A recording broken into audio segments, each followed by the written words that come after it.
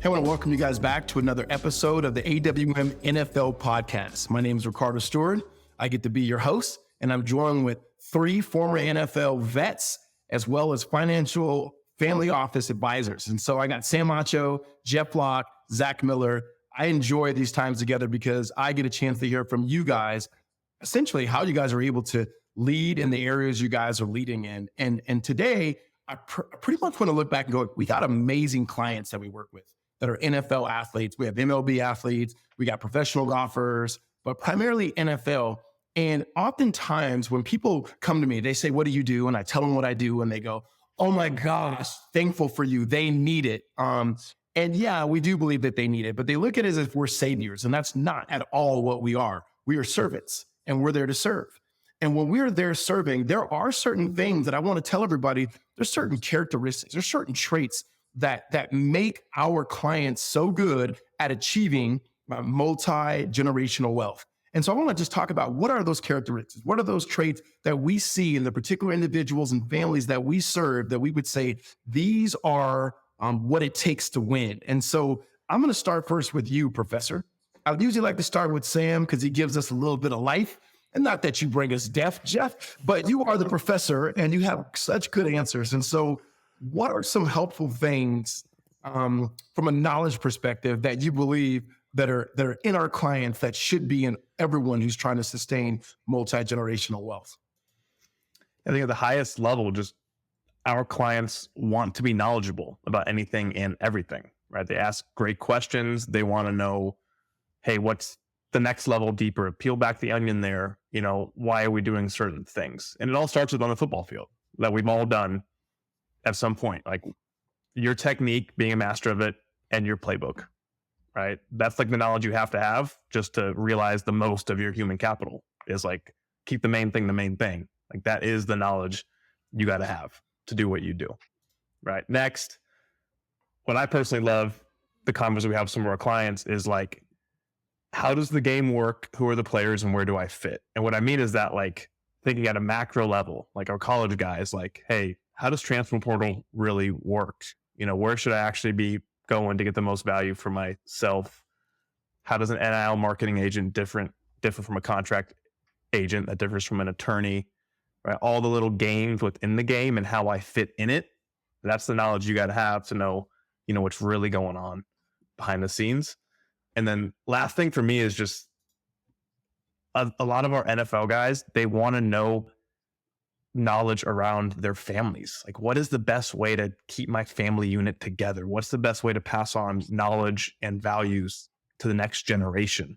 Right? Those are the really fun conversations we get to have, is when our guys get to that level.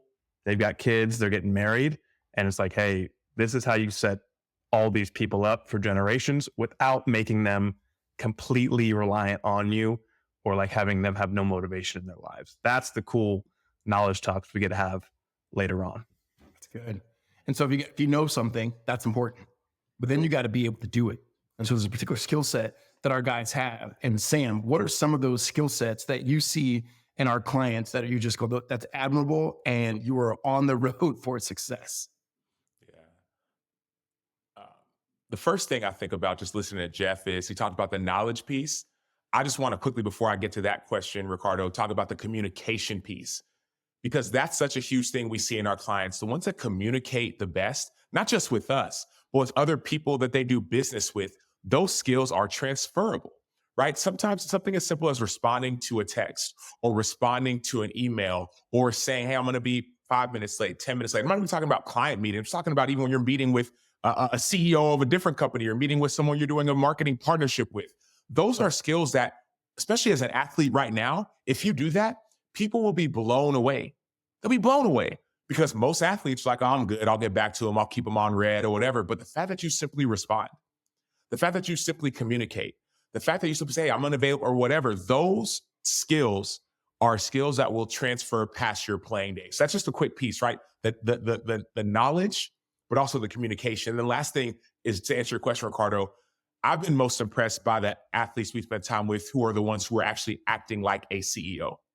And what do I mean by that? Everyone says, oh, it's my family business, right? The Acho family business. I'm my own business. Well, if you're a business leader, You have to make business decisions. It's not like, oh, you get cut, you get fired, whatever. Those are just, okay, how do you hire correctly? Right? How do you actually, say, this person's not a good fit in our team. We have to make a different decision. How do you actually have the courage to fire someone, to move on from someone? Right? I think about those decisions. I think about decisions of simply taking responsibilities. People call it extreme ownership of when a mistake happens. It's not the coach's fault, right? It's not my other teammates' fault. No, it's my fault. And what can I do better? That's one thing that, in the business world, they call it an internal locus of control, right? I'm in control. So like that mistake, it's on me, I'll get better. You have a lot more power in that when you're operating in that capacity. And so Jeff talked about the knowledge piece. I just think about that communication as that transitional piece, but also the ownership of saying, I'm a CEO, I'm going to act like it. That's awesome. There has to be more than knowledge and skill. So Zach, what other traits, characteristics do you see that you just go like, this is it, and this is what's needed for success? I think the biggest thing is, and it's called intangibles.